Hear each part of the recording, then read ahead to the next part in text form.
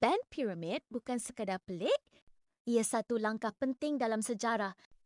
Band piramid dibina oleh Sneferu, seorang Firaun yang obses dengan kesempurnaan. Sebelum ini, dia telah cuba bina piramid lain tetapi gagal.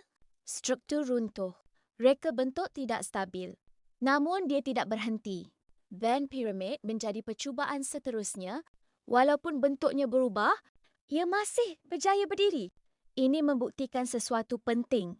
Manusia ketika itu sedang belajar dari kesilapan dan terus memperbaiki.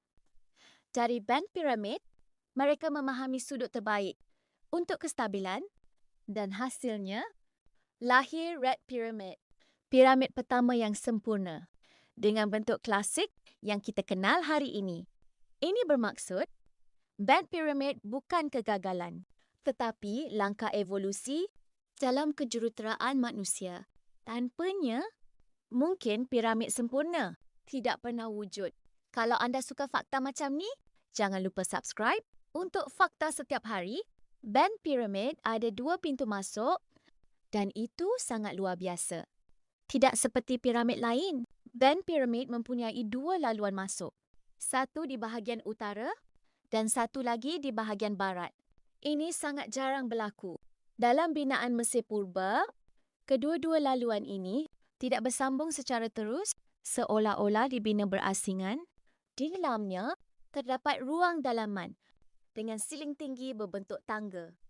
Reka bentuk ini dipanggil cobel ceiling untuk menahan tekanan batu. Namun yang lebih pelik, susun atau dalamannya sangat kompleks. Tidak seperti piramid lain. Yang lebih ringkas, seolah-olah ia direka untuk tujuan tertentu. Bukan sekadar makam. Ini menunjukkan sesuatu.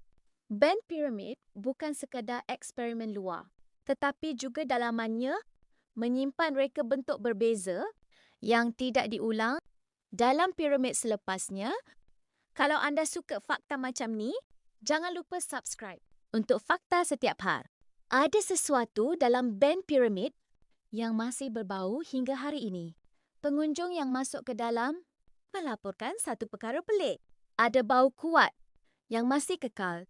Walaupun sudah ribuan tahun, bau ini digambarkan seperti campuran amonia dan bahan organik lama. Yang lebih mengejutkan, bau ini bukan datang dari luar, tetapi dari dalam struktur dinding batu itu sendiri.